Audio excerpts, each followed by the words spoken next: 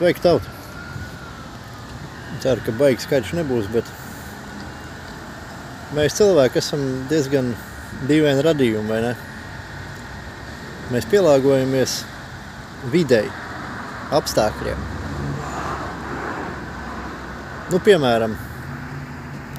Piemēram, gājēji pārēji. Kā redzat, tā atrodas uz braucamās daļas.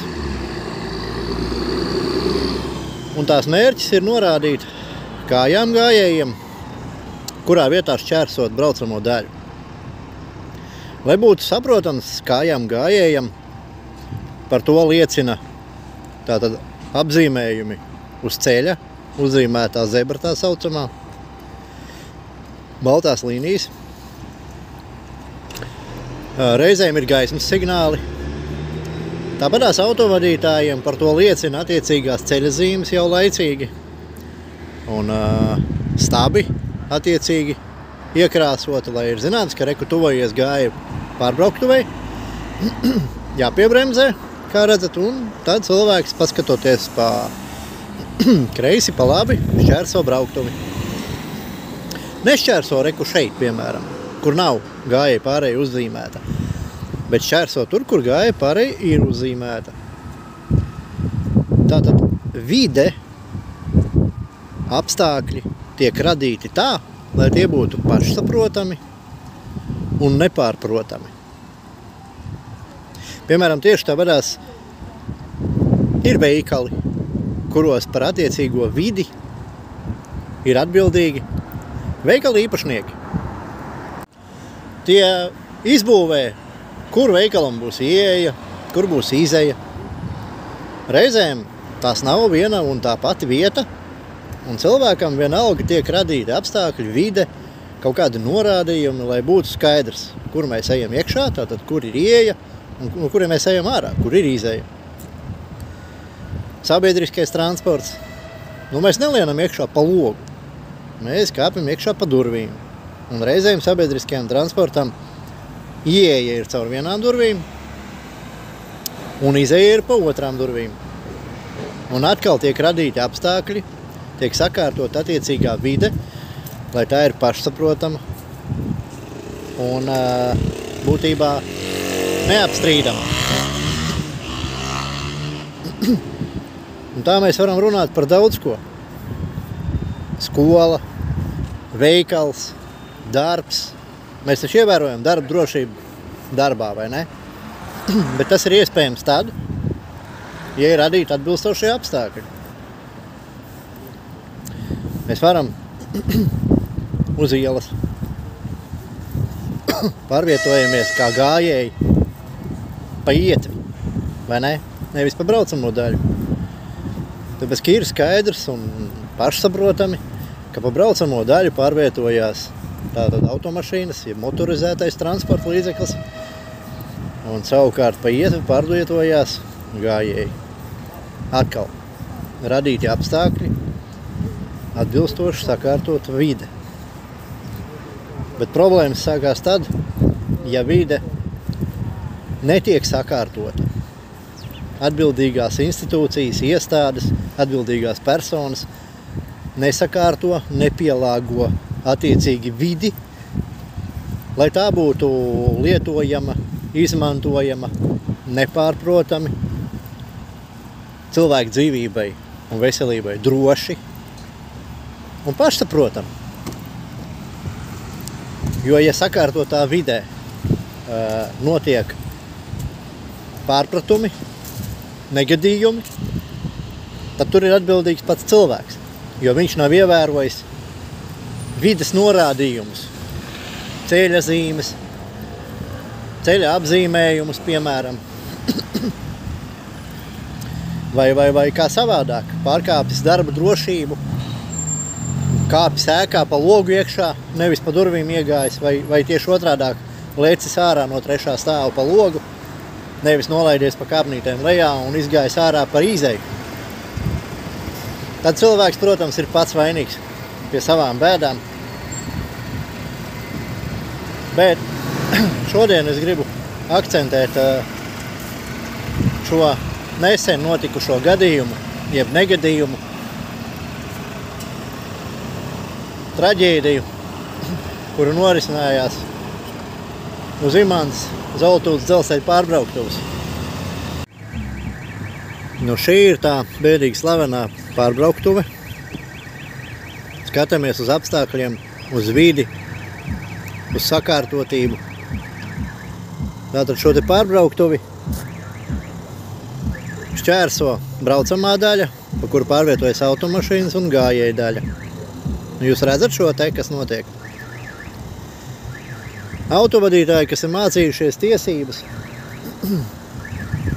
noteikums, viņiem ir skaņas signāls, gaismas signāls un barjera.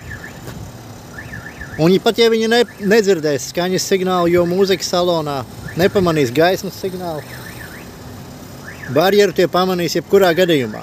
Un iespējamība izbraukt ir tikai apzināta muļķība. Bet gājējiem nav nekā. Un situācija sekojoša. Meitenes virzījās Imantas virzienā. Pievērsa uzmanību no Rīgas nākošajam vilcienam, kurš virzīsies ceļā uz Jūrmalu, bet nepamanīja no otras puses virzoties vilcienu, kas virzījās uz Rīgu. Apstākļu sakritība, nejaušība, nelaimes gadījums. Bet vai tāds būtu iespējams, ja arī gājējiem būtu barjera? Es domāju, ka nē.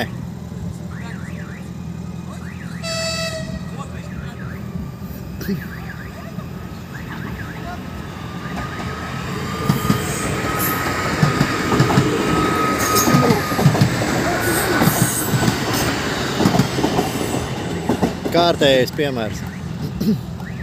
Automašīnas stāv, barjera.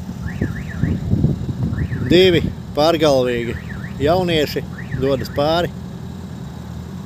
Barjeras nav.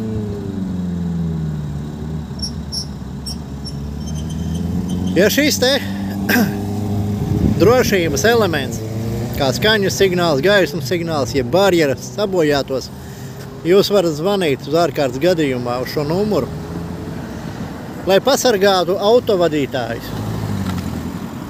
Savukārt par gājējiem,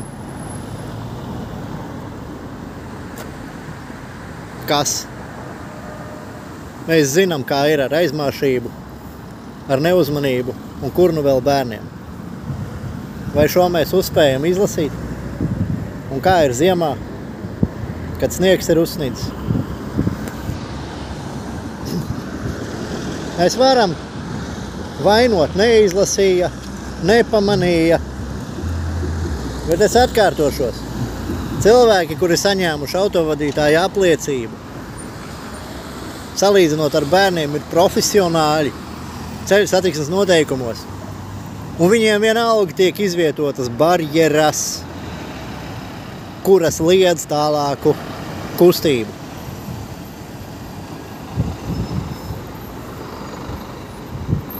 Šie nelaimes gadījumi ir notikuši daudz un notiks vēl daudz. Mans ieteikums gluži vienkārši izbūvēt barjeru gājējiem. Ir ļoti daudz valsts pasaulē, kur dzelzceļa pārbrauktuve tiek ļoti nopietni uztverta. Un visā šķērsojamā ceļa posmā tiek nolaistas vai nu milzīgas barjeras, vai nu žogi izvilkti ārā, lai nebūtu nekādas iespējamības šķērsot dzelzceļa ceļus bīstamības momentā. Nezinu, kurš atbildīgs. Vai tā ir pilsētas pašvaldība, vai dzelzceļa infrastruktūras uzturētāji, vai šie te, kuriem var pazvanīt.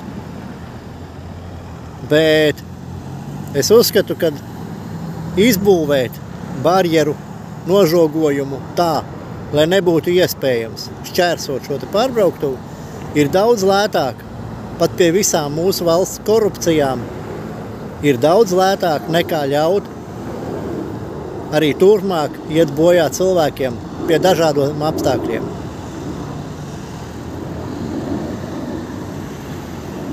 Jo ir gadījumi bijuši, ka cilvēki gluži vienkārši paklūp, sarēbs galva, vecums, veselības problēmas. Ir bijuši gadījumi, kad kurpi ieķerās sliedēs un iet bojā. Un arī šis gadījums, kad skaties uz vienu pusi, nepamani otru pusi un nav nekā, kas tevi nosargātu.